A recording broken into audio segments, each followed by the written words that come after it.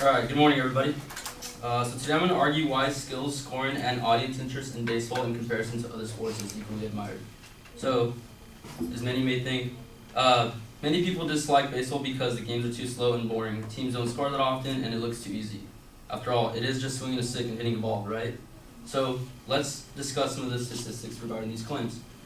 People say the game is too slow and boring, and sportsbusinessdaily.com tells us that the average baseball game takes about 3 hours and 6 minutes.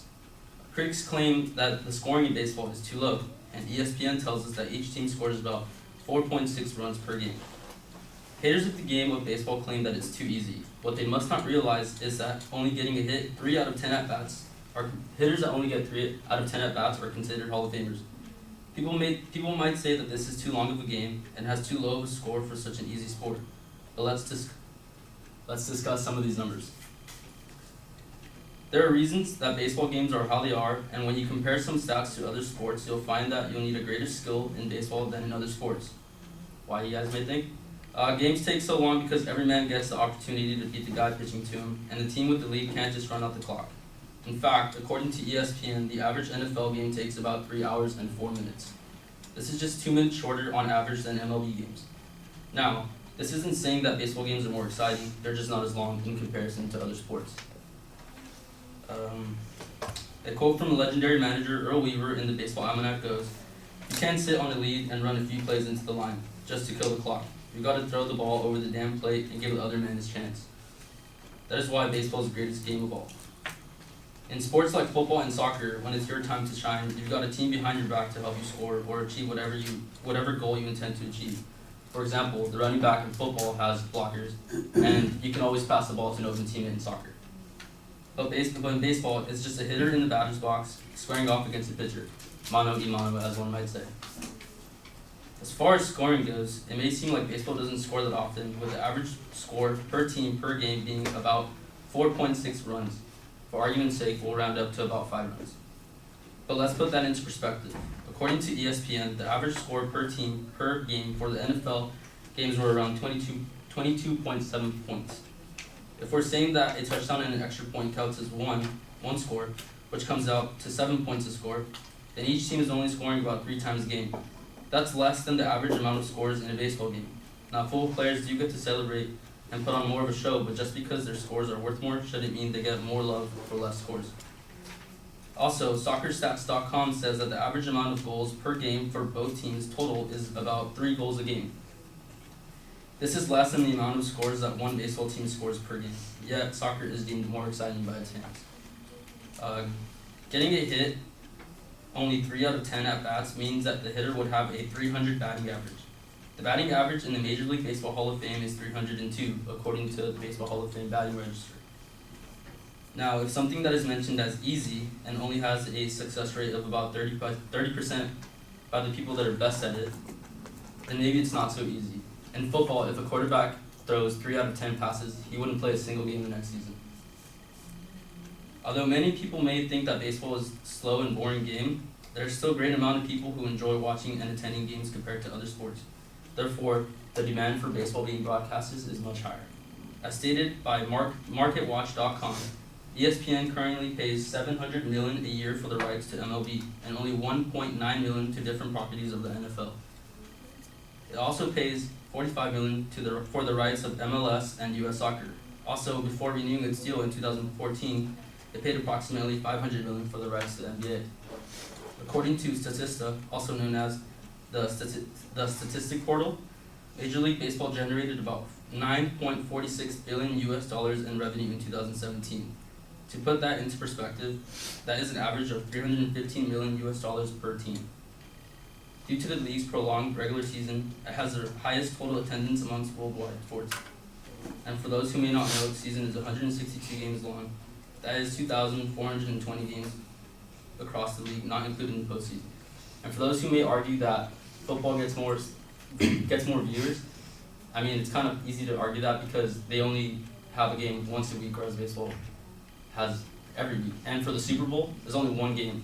So for the amount of baseball, there's 7 games. So if people are willing to watch 7 games, if you compare that to the Super Bowl, it'll obviously either equal amount or greater. These are only a few reasons why baseball can be equally admirable to other sports compared to other sports. Thank you.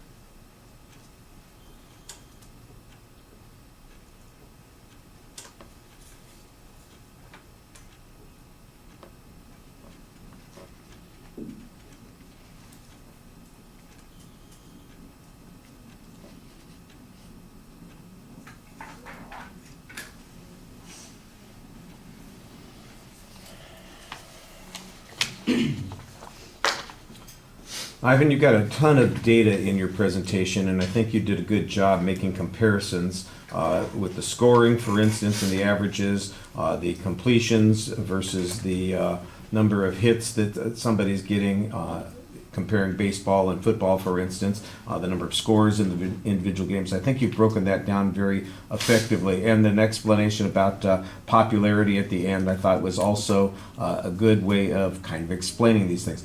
Here's the thing that I had a little bit of a problem with. I had a hard time keeping track of where information was coming and what the point of that information was.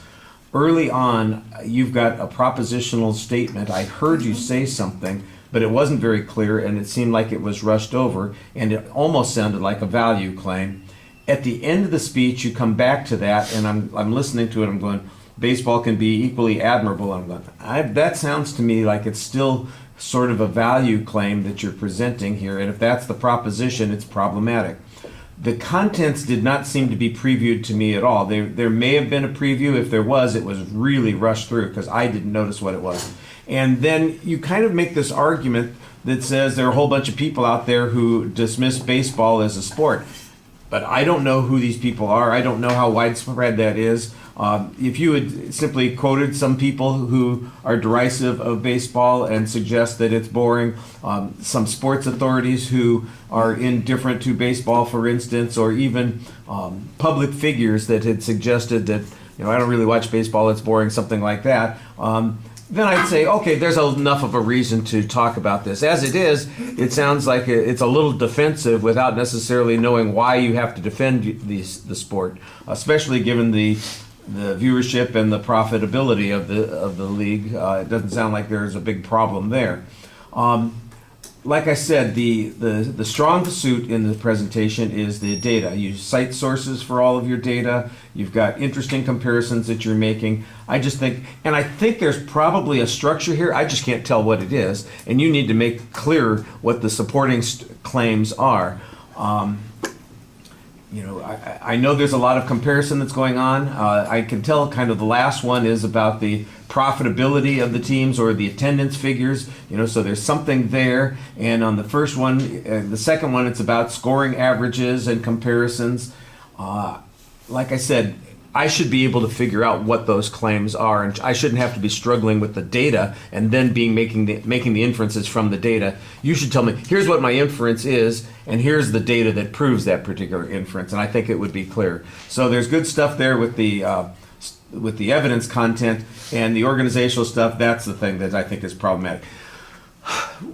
Every once in a while you look up and you're talking to us, and when you do that, it's really good, but because there's a lot of statistical data that you're reading, you kind of disengage from the audience quite a bit. So you're going to need to work on the balance on that. All right, thank you.